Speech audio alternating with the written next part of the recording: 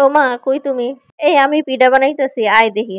আইয়া দেখ তোগুলো গিয়ে কি পিঠা বানাইছি। ওরে আল্লাহ, এ দেখি সুই পিঠা।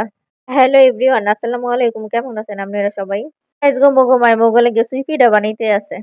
সুই পিঠা বানানোর লেগে প্রথমেই চাউলের গুঁড়া গুলান কাই কইরা লইছে। তারপরে আটা গুলান একটু ঠান্ডা কইরা একটা শ্রেণীর মধ্যে ডাইলা দিছে। এখন আটা গুলান ভালো কইরা গুইসা মাইজা লইতে আছে, যাতে পিঠাগুলো সুন্দর হয়।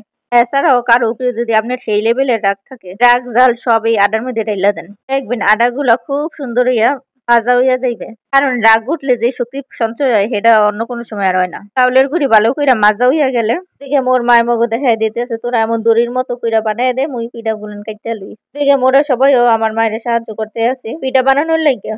মার দেখা দেখে মোরাও এমন দড়ির মতো করে পাহাড়ে লইতে আসি। অন্যদিকে মোর মায়ে হে দড়ি গুলান ছোট ছোট করে কাইটা লইতে আছে দেখেন। আসলে সবাই মিল্লা কাজ করার মজাই আলাদা। সবাই মিল্লা যদি কাজ করা যায়, কাজটা অনেক তাড়াতাড়ি শেষ হইয়া যায়। মোরা সবাই মিল্লা কাজ করতে আছে আর অনেক মজার গল্প করতে আসলাম সবাই মিল্লা। পিঠা গুলান কাটা শেষ হয়ে গেছে। এই যে দেখেন পিঠা গুলান কত সুন্দর হইছে। ওগো বরিশালের ভাষা মোরা এটারে কই সুই পিঠা।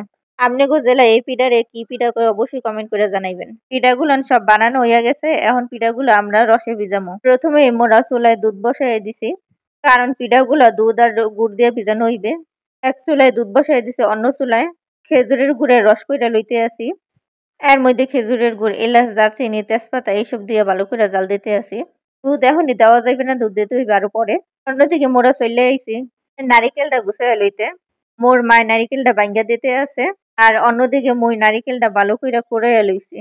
নারিকেল কোরানো হইয়া গেলে ওইদিকে দেখি দুধটা হইয়া গেছে। এখন জাল দেওয়া দুধটা এই রসের মধ্যে ডাইলা দিতে হইবে। দুধগুলান রসের মধ্যে ডাইলা একটু নাড়াচাড়া কইরা দিতে হইবে। এরপর তারা এই রসের মধ্যে দিয়া দেওয়া লাগবে কোরাইনা নারিকেল গুলা। নারিকেল দেওয়া হইয়া গেলে একটু নাড়াচাড়া করে এটা ডাইকা থইতে হইবে। তারপর 20 মিনিট পর ঢাকনাটা উঠাইয়া লইতে হইবে।